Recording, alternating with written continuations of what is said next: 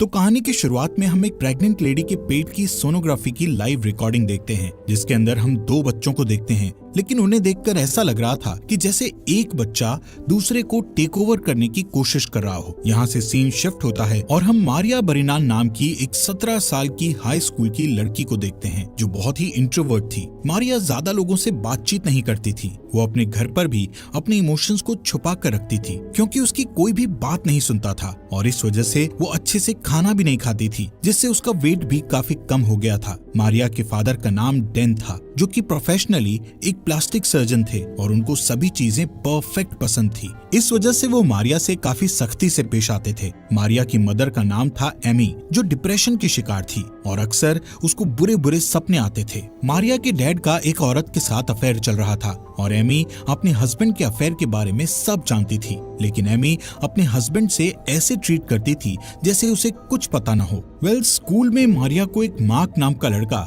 हमेशा परेशान करता रहता था और बाकी सब भी उस पर हंसते थे, क्योंकि वो लोगों से काफी दूर रहती थी। मारिया की एक बेस्ट फ्रेंड थी जिसका नाम था लिली, जिसके बॉयफ्रेंड सीन पर मारिया को क्रश था और इसीलिए वो लिली से जेलस फील करती थी। एक दिन अपने घर पर मारिया को अचानक से एक सोनोग्राफ इमेज दिखाई देती है, जिसके अंदर ट्विंस बच्चे थे और ये एग्जैक्ट वही इमेज थी जो हमें मूवी की शुरुआत में दिखाई गई थी। ठीक इसके कुछ दिन बाद से ही मारिया को अपने मिरर रिफ्लेक्शन से आवाजें आना शुरू हो जाती हैं और अक्सर मारिया अपनी मिरर रिफ्लेक्शन को अलग चीजें करते देखती थी, जिससे शुरू में तो मारिया को बहुत डर लगता है, लेकिन धीरे धीरे मारिया अपनी मिरर इमेज से बातें करने लगती है। उसकी मिरर इमेज मारिया को अपना नाम आयरम बताती है। आयरम मारिया के मुकाबले काफी ज्यादा ब्यूटीफुल, चार्मिंग एंड कॉन्फिडेंट थी। बेसिकली मारिया जैसे बनना चाहती थी, आयरम के अंदर वही सारी खूबियां थी। वो दोनों आपस में बहुत बातें करने लगते हैं। मारिया को फील होता है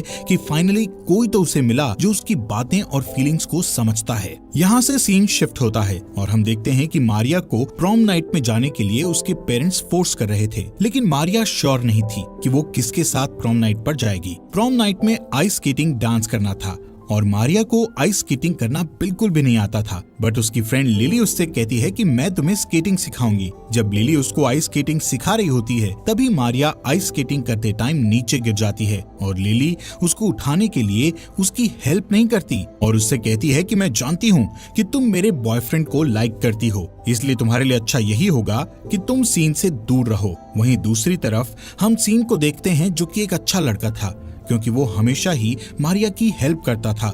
एक रात मारिया अपने फादर के साथ बाहर घूमने जाती है, जहां मार्क उसे इनडायरेक्टली वे में तंग करने लगता है। अब ये देखकर मारिया के फादर उसको ये कहते हुए अपने क्लिनिक पर बुलाते हैं कि वो उसे एक सरप्राइज देना चाहते हैं। मारिया सोचती है कि शायद उसके फादर उसे कार गिफ्ट करने वाले हैं, ताकि उसे बस में ट्रैवल ना करना पड़े। क्लिनिक पर पहुंचकर मारिया को पता चलता है कि उसके फादर उसकी नोज और लिप्स की सर्जरी करने की बात कर रहे थे, ताकि वो परफेक्ट दिखे। इस बात से मारिया और उसके मिरर इमेज आयरम उसके डैड से काफी गुस्सा हो जाते हैं, क्योंकि उसके डैड हमेशा परफेक्शन के पीछे भागते रहते थे और कभी भी मारिया को प्यार नहीं करते थे। खैर, अब मारिया प्रॉम नाइट में जाने के लिए तैयार हो जाती है, लेकिन प्रॉम नाइट में मार्क सबके सामने उसकी काफी इंसल्ट करता है, जिससे वो रोते हुए वॉशरूम में चली जाती है और अपनी मिरर इमेज आयरम से अपनी जगह बदल लेती है, ताकि आयरम उसकी सारी प्रॉब्लम्स को सॉल्व कर दे। अब आयरम फाइनली बाहर आ जाती है और वो मारिया की जगह लेकर सभी से बदला लेना शुरू करती है। सबसे पहले वो मार्क को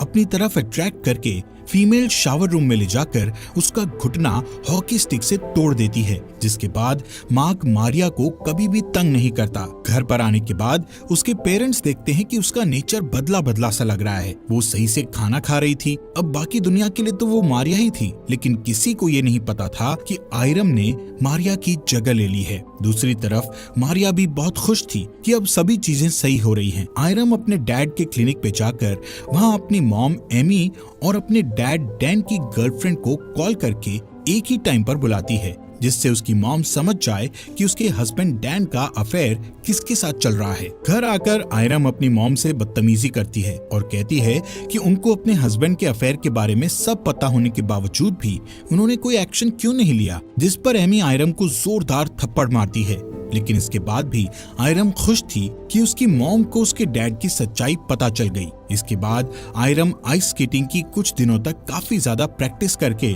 आइस स्केटिंग सीख जाती है। थोड़े दिन बाद आयरम लिली को उसे दोबारा आइस स्केटिंग सिखाने के लिए कहती है, जिस पर लिली उसे सिखाने के लिए मान जाती है। अब जब वो आइस स्केटिंग करने जाते हैं तो लिली उसकी परफेक्ट आइस स्केटिंग देखकर शॉक्ड हो जाती है। स्केटिंग करते करते आयरम लिली से मारिया का बदला लेने के लिए उसको धक्का देती है, जिससे लिली दूर जाकर नीचे गिर जाती है। उसके सर में गहरी चोट लगने की वजह से लिली ऑन द स्पॉट ही मर जाती है। यहाँ पर आयरम रोने की एक्टिंग करती है और पुलिस को कॉल लगाते हुए उनसे कहती है कि लिली आइस स्केटिंग करते समय फिसलकर नीचे गिर गई है, उसके सर पर काफी गहरी चोट लगी है और मुझे लगता है कि शायद वो मर गई है। वहीं हम फोन की रिफ्लेक्शन में मारिया को रोता हुआ देखते हैं, क्योंकि वो ये सब नहीं चाहती थी। कुछ टाइम बाद लिली की बॉडी को दफनाया जा रहा था। वहाँ पर उसका बॉयफ्रेंड सीन भी था और आयरम उसे गौर से देख रही थी। वहीं पुलिस लिली के मरने के बाद उसकी इन्वेस्टिगेशन करती है, जहां पर उसका शक सीधा आयरम पर जाता है, क्योंकि लिली एक बहुत बढ़िया आइस स्केटिंग चैंपियन थी और उसका इस तरह बर्फ से फिसलकर मरना नामुमकिन था। यहाँ से आयरम सीधा सीन के घर जाती है, जहां वो सीन से कहती है कि वो उसको बहुत लाइक करती है। इसके बाद वो दोनों इंटीमेट होने लगते हैं। इससे मारिया का इविल रूप यानी आयरम मारिया की बॉडी का इस्तेमाल करके अपनी इच्छाएं पूरी कर रही थी। इंटीमेट होने के बाद आयरम और सीन दोनों एक दूसरे से प्यार करने लगते थे। वो दोनों कई बार स्कूल भी बंक करते और क्वालिटी टाइम स्पेंड करते, लेकिन पुलिस उन पर नजर रख रही थी, क्योंकि पुलिस को लिली की मौत का शक इन दोनों पर ही था। एक दिन मारिया के डैड और मॉम की आपस में लड़ाई हो जाती है और डैन घर छोड़कर चला जाता है। वहीं एक दिन आयरम और सीन स्कूल बंक करके होटल में जाते हैं इंटीमेट होने के लिए, लेकिन तभी सीन के पास उसकी मॉम का कॉल आता है और वो कहती है कि पुलिस तुम दोनों से कुछ बात करना चाहती है, जिससे सीन आयरम को अपने साथ चलने के लिए कहता है। लेकिन आयरम सीन से ये कहकर मना कर देती है कि वो पुलिस के पास नहीं जाना चाहती। इतना सुनते ही सीन को आयरम पर शक होता है। तभी आयरम सीन के सर पर बॉटल मार देती है, जिससे सीन की मौके पर ही डेथ हो जाती है। अब आयरम ड्रिंक करके मारिया के डैड डैन के क्लिनिक में जाती है, जब वहाँ पर कोई भी नहीं होता, और अपने डैड से कहती है कि क्या आप मुझे तब भी प्यार करते जब मैं परफेक्ट नहीं होती। यहाँ हमें पता चलता है कि असल में मूवी के स्टार्ट में हमें जो सोनोग्राफी दिखाई गई थी